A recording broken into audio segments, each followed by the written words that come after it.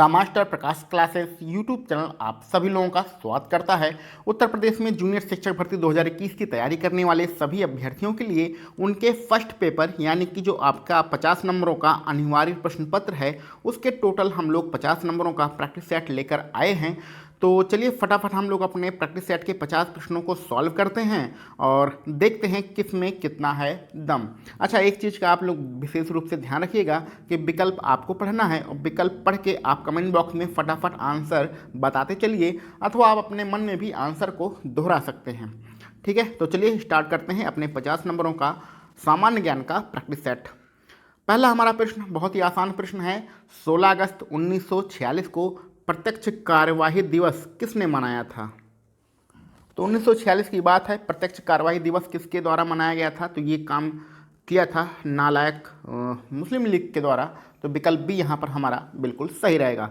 आगे बढ़ते हैं। हैदराबाद में एक झील है जिसे हम लोग हुसैन सागर झील कहते हैं। आपको बताना है ये झील नष्ट हो गई है और किसके कारण नष्ट हुई है। तो यहाँ पर जलकुंभी की अत्यधिक मात्रा हो गई थी, इसी कारण ये झील में मतलब अभी इसमें झील में कुछ नहीं हो रहा है। ये झील लगभग नष्ट होने के कगार पर है। आगे बढ़ते हैं। आपके 3 वृक्ष हैं, साल है, सागौन है और शीशम है। आपको बताना है कि ये किस प्रकार के बायोम में उत्पन्न होते हैं, यानी कि किस प्रकार के वनों में साल, सागौन और शीशम पाया जाता है। बाहर थोड़ा सा शोर शराबा हो रहा है तो वो उसकी आवाज़ भी आपको आ रही होगी। तो चलिए कोई बात नहीं, हम लोग अपना काम चालू रखते हैं। तो तीसरे नंबर का मानसूनी बायोम यानी मानसूनी जो वन होते हैं उसी में साल, सागौन और शीशम ये वृक्ष पाए जाते हैं। चलिए आगे बढ़ते हैं। बहुत ही आसान सा प्रश्न है। चिपको आंदोलन के बारे में पूछा जा रहा है कि चिपको आंदोलन किससे संबंधित है।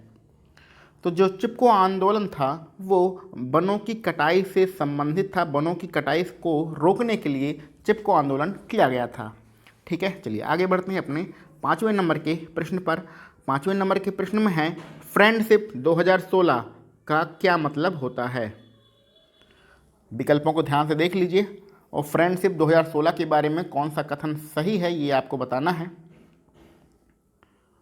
तो फ्रेंडशिप 2016 रूस और पाकिस्तान के सैनिकों द्वारा किया गया संयुक्त युद्धाभ्यास है, यानी कि पहला वाला विकल्प आपका बिल्कुल सही रहेगा। 6वें नंबर पर चलते हैं। न्यूरॉन सिद्धांत के लिए 1906 में नोबेल पुरस्कार किसे दिया गया था। तो इस प्रश्न का सही आंसर क्या होना चाहिए? तो इस प्रश्न का जो सही आंसर होना चाहिए वो केजल होना चाहिए। ये आपका विकल्प सी वाला जो विकल्प है सैंटियागो रेमन वाई केजल, ये आपका बिल्कुल सही रहेगा। ये नोबेल पुरस्कार की बात हो रही है। 1906 में इन्हें दिया गया था न्यूरॉन सिद्धांत के लिए। ठीक है, तो बहुत ही कठिन प्रश्न है। आगे आपको बताना है कि वो विज्ञान की कौन सी शाखा है जिसमें पौधे, पराग और जीवाणुओं तथा कुछ सूक्ष्म प्लवन के जीवों का अध्ययन किया जाता है। ये अनुशासन नहीं होना चाहिए, अनुसंधान होना चाहिए। तो बताइए इन सब चीज़ों का अध्ययन विज्ञान की किस शाखा में किया जाता है। तो 7वें नंबर पर पैलियोलॉजी आपका विकल्प सी वाला जो लिखा गया है ये विकल्प आपका बिल्कुल सही है। आगे बढ़ते हैं। ओजोन परत की बात करते हैं कि ओजोन परत कहाँ पाई जाती है। तो ओजोन परत समताप मंडल यानी स्ट्रेटोस्फीयर में पाई जाती है। विकल्प भी आपका बिल्कुल सही रहेगा। 9वें नंबर पर चलते हैं। मॉन्ट्रियल प्रोटोकॉल किससे संबंधित है। तो जो मॉन्ट्रियल प्रोटोकॉल है वो ओजोन परत के क्षय से संबंधित है। पहला वाला विकल्प आपका बिल्कुल सही रहेगा। आगे बढ़ते हैं। परितंत्र का गति हृदय कहलाता है, कौन कहलाता है ये आपको बताना है। तो जो परितंत्र का गतिक हृदय होता है वो उसको हम लोग किसे कहते हैं।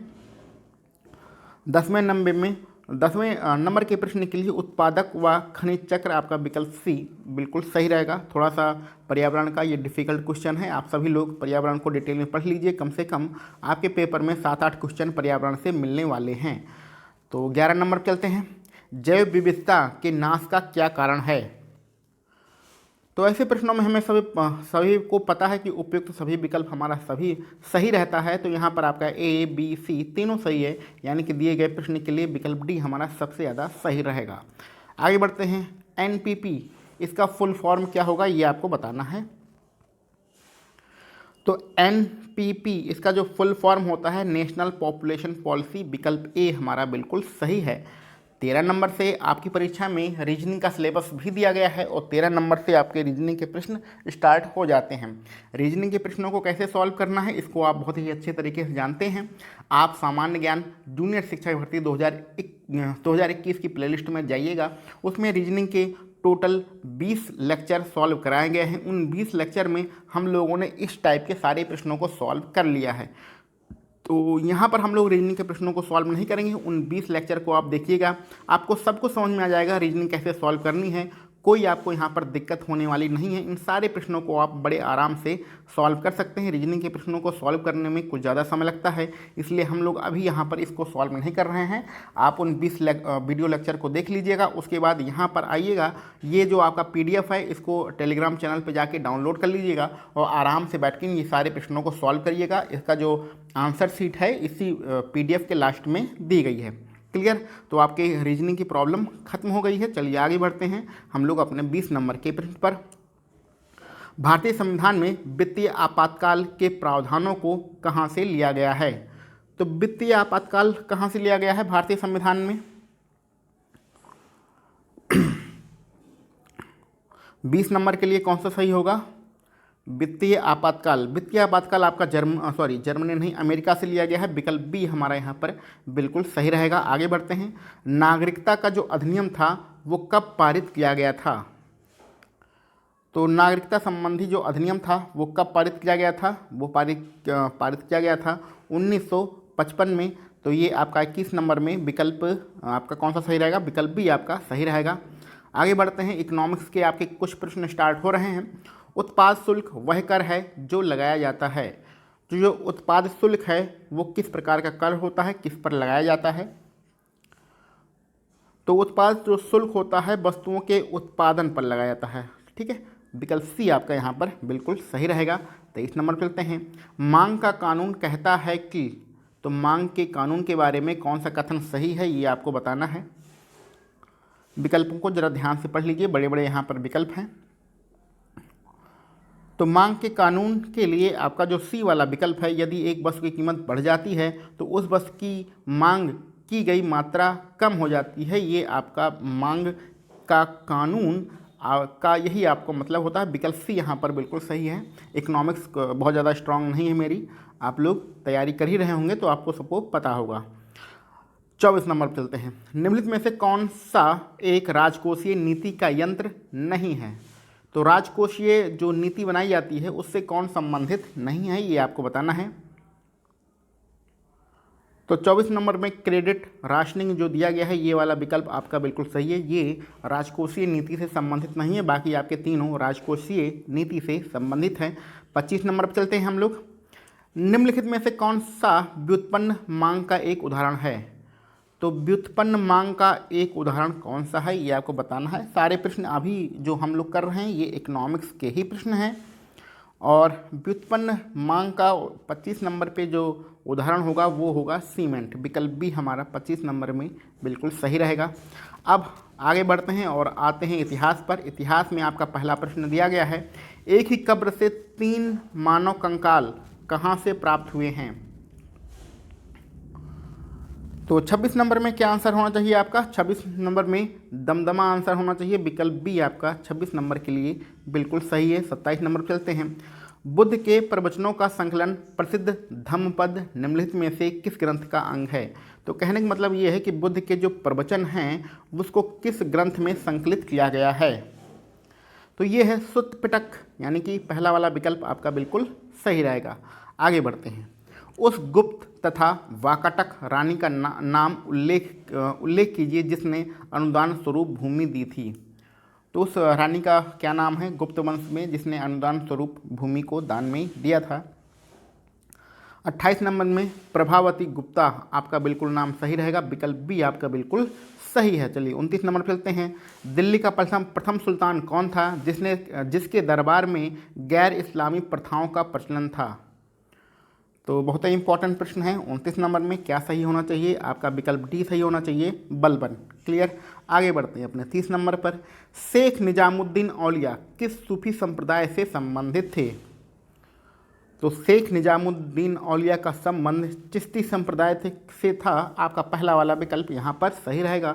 31 नंबर पर चलते हैं। सिख गुरु अर्जुन देव का वध किसके शासनकाल में हुआ था? तो सिख गुरु जो अर्जुन देव थे उनका वध जहांगीर के शासनकाल में हुआ था।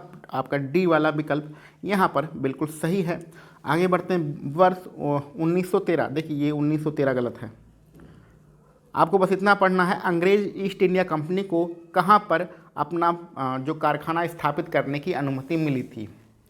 तो सबसे पहले ईस्ट इंडिया कंपनी ने जो अपना कारखाना स्थापित किया था वो सूरत में किया था। विकल्प बी आपका बिल्कुल सही है। ये सबसे पहले की बात हो रही है 1713 में। क्लियर, चलिए आगे बढ़ते हैं। 1713 सॉरी, एक बार इस क्वेश्चन को आप देख लीजिएगा डिटेल में। यहाँ पर जो सन रहेगा एग्जैक्ट सही रहेगा, उसको कॉपी से एक बार सॉरी अपने किसी भी किताब से आप डिटेल में देख लीजिएगा। चलिए आगे बढ़ते हैं। 33 नंबर में आपको जोड़ा मिलाना है, तो पहले हम लोग जोड़ा मिला लेते हैं, बाद में विकल्पों को ध्यान से देखेंगे। तो चलिए भैया जोड़ा मिलाते हैं। आदि ब्रह्म समाज की स्थापना किसने किया था? आदि ब्रह्म समाज की स्थापना देवेंद्र नाथ टैगोर के द्वारा किया था। दूसरे नंबर पे जाएगा। भारतीय ब्रह्म समाज की स्थापना किसने किया था? तो ये केशव चंद्र सेन ने किया था। थियोसॉफिकल सोसाइटी की स्थापना किसने किया था? तो ये थियोसॉफिकल सोसाइटी जाएगा कर्नल अलकाट के पास, और सत्य शोधक समाज किसके पास जाएगा? ये जाएगा ज्योतिबा फुले के पास, यानी पहले नंबर पे। तो आपका क्रम क्या बन रहा है? 2 4 3 1 आपका क्रम बन रहा है। तो 2 4 3 1 कहाँ पर है? विकल्प बी में है, तो विकल्प बी आपका यहाँ पर बिल्कुल सही रहेगा। 34 नंबर पर आगे बढ़ते हैं। निम्नलिखित में से कौन सा भारतीय राष्ट्रीय कांग्रेस के किस अधिवेशन में कांग्रेस अध्यक्ष के चुनाव में सुभाष चंद्र बोस ने पट्टाभी सीतारामैया को पराजित किया? अच्छा देखिए, ये कभी कभी ऐसे प्रश्न लिखे रहते हैं कि आप इसमें कंफ्यूज हो सकते हैं, क्योंकि इसमें सीधा सीधा नहीं लिखा रहता है, घुमा फिरा के लिखा रहता है। तो कहने का मतलब ऐसा है कि भारतीय राष्ट्रीय कांग्रेस का वो कौन सा अधिवेशन था जिसमें सुभाष चंद्र बोस ने पट्टाभी सीतारामैया को पराजित किया था? तो 34 नंबर में क्या सही होना चाहिए? और इसी के बाद बहुत ज़्यादा विवाद हो गया था, महात्मा गांधी रूठ गए थे, सुभाष चंद्र बोस जी ने इस्तीफा दे दिया, कांग्रेस पार्टी छोड़ के चले गए, उन्होंने अपना एक नई पार्टी बना ली फॉरवर्ड ब्लॉक, और पट्टाभी सीतारामैया को अध्यक्ष नहीं बनाया गया। ठीक है, तो ये सारी घटनाएं किस अधिवेशन में हुई थी? ये सारी घटनाएं हुई थी त्रिपुरी अधिवेशन में, जो कि 1939 में हुआ था। चलिए आगे बढ़ते हैं। बहुत बड़ी कहानी हुई थी 1939 में। आपको सुभाष जी को बहुत ज़्यादा अपमानित करके पार्टी से निकाला गया था। आगे बढ़ते हैं 35 नंबर पर। जो है गदर पार्टी का मुख्यालय है वो कहाँ पर था? तो गदर पार्टी का मुख्यालय अमेरिका में था। अमेरिका के किस शहर में था? सैन फ्रांसिस्को शहर में था। आगे बढ़ते हैं करंट अफेयर्स के अपने प्रश्नों पर। 36 नंबर में प्रश्न है, संसद में पेश आर्थिक सर्वेक्षण के अनुसार इस साल देश की अर्थव्यवस्था में कितने प्रतिशत की गिरावट दर्ज होगी? तो आर्थिक सर्वेक्षण के अनुसार कितने प्रतिशत की गिरावट हो सकती है? तो यहाँ पर आपका 7.7% बिल्कुल सही रहेगा। विकल्प ए हमारा यहाँ पर सही है। 37 नंबर पर चलते हैं। आर्थिक सर्वेक्षण के अनुसार वित्त वर्ष 2021-22 में देश की आर्थिक तरक्की की रफ्तार कितने प्रतिशत रहने की उम्मीद है? तो आर्थिक तरक्की कितने प्रतिशत हो सकती है? आपका आर्थिक सर्वेक्षण के अनुसार 11% आपका विकल्प सही रहेगा। 38 नंबर पर चलते हैं। जर्मन वॉच के ग्लोबल क्लाइमेट रिस्क इंडेक्स 2021 में भारत को निम्न में से कौन सा स्थान दिया गया है? तो ग्लोबल क्लाइमेट रिस्क इंडेक्स 2021 में भारत का टोटल 7वां स्थान है। पहला वाला विकल्प 38 नंबर प्रश्न के लिए सही रहेगा। आगे आपको बताना है गुलाबी गैंग के संस्थापक कौन हैं। ये संस्था कहाँ पर है? उत्तर प्रदेश और मध्य प्रदेश में है, जो कि एक सामाजिक संस्था है जो महिला कल्याण और सशक्तिकरण के लिए काम करती है। तो गुलाबी गैंग के जो मतलब संस्थापक हैं वो संपत पाल देवी हैं। विकल्प बी आपका बिल्कुल सही रहेगा। 40 नंबर पर चलते हैं। विश्व प्रेस स्वतंत्रता सूचकांक 2020 में भारत का कौन सा स्थान था? तो इसमें भारत का कौन सा स्थान था? 40 नंबर में आपका विकल्प सी 142वां नंबर हमारा था, यानी भारत का आपका विकल्प सी सही रहेगा। 41 नंबर पर चलते हैं। सर रेडक्लिफ द्वारा भारत पाक के मध्य अंतर्राष्ट्रीय सीमा का निर्धारण कब किया गया था? तो रेडक्लिफ जो लाइन है वो भारत और पाकिस्तान के बीच में है। ठीक है, इसका निर्धारण कब किया गया था? तो इसका निर्धारण आपको पता है 15 अगस्त 1947 को किया गया था। विकल्प बी हमारा यहाँ पर बिल्कुल सही है। मही सुगंधा एक फसल की प्रजाति है, आपको बताना है कि किस फसल की प्रजाति है। तो महिसुगंधा जो फसल होती है वो धान की फसल होती है। विकल्प ए हमारा यहाँ पर बिल्कुल सही है। आगे बढ़ते हैं, नदियों में सबसे अधिक नदी पथ परिवर्तन किया है। अच्छा देखिए, ये भी कन्फ्यूज करने वाला प्रश्न है। इसमें सिर्फ आपको बताना ऐसा है कि ऐसी कौन सी नदी है जो अपना पथ सर्वाधिक परिवर्तित करती है, यानी कि अपने रास्ते को सर्वाधिक बदलती है। तो सबको पता है भैया, बिहार का शोक कोसी नदी ये काम करती है। कोसी नदी जो है अपना मार्ग लगातार बदलती रहती है। तो विकल्प सी आपका बिल्कुल सही रहेगा। आगे बढ़ते हैं 44 नंबर के प्रश्न पर। लावा मिट्टियाँ कहाँ पर पाई जाती हैं? तो लावा मिट्टियाँ जो पाई जाती हैं वो मुख्य रूप से कहाँ पर पाई जाती हैं? 44 नंबर के लिए जो आपका मालवा का पठार है, मध्य प्रदेश वाला जो रीजन है मालवा का पठार, वहाँ पर पाई जाती हैं। आगे बढ़ते हैं, स्वदेशी तकनीक से निर्मित परमाणु संयंत्र कौन सा है? तो स्वदेशी तकनीक से जो निर्मित परमाणु संयंत्र है उसका नाम है कलपक्कम। ठीक है, आगे बढ़ते हैं। 46 नंबर में संविधान से जुड़ी हुई कुछ घटनाएं हैं और इसको आपको क्रम से व्यवस्थित करना है कि पहले कौन हुआ, फिर उसके बाद क्या हुआ, फिर उसके बाद क्या हुआ। ये क्रम आपको व्यवस्थित करना है अगले प्रश्न में 46 नंबर में। तो देखिए, पहला उद्देश्य संकल्प सर्वसम्मति से अंगीकार हुआ। तो ये घटना सॉरी एक मिनट, हाँ, ये घटना हमारी सबसे पहले हुई थी। उसके बाद राष्ट्रध्वज को अंगीकार किया गया था। उसके बाद संविधान सभा द्वारा पारित और स्वीकार किया गया और जनगण मन को राष्ट्रगान के रूप में सबसे बाद में अंगीकार किया गया था। तो ये जो क्रम दिया गया है, सेम इसी क्रम में हमारा कार्यक्रम सभी घटनाएं हुई थी। यानी कि पहला वाला विकल्प आपका जो है वो सही रहेगा। पहला, दूसरा, फिर उसके बाद तीसरा, फिर उसके बाद चौथा, ये सही क्रम में लिखा ही गया है। इसमें क्रम लगाने की कोई आवश्यकता नहीं है। चलिए आगे बढ़ते हैं अपने 47 नंबर के प्रश्न पर। मौलिक कर्तव्यों से संबंधित निम्नलिखित में से कौन सा कथन सही नहीं है? तो मौलिक कर्तव्य के बारे में कौन सा कथन गलत है ये आपको बताना है। सारे विकल्पों को ध्यान से आप पढ़ लीजिए।